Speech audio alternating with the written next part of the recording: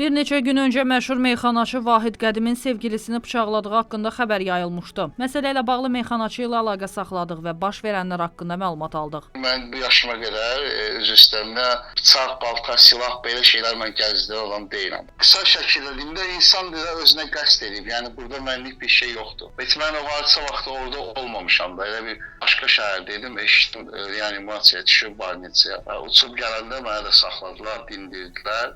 Vəkil gəldi.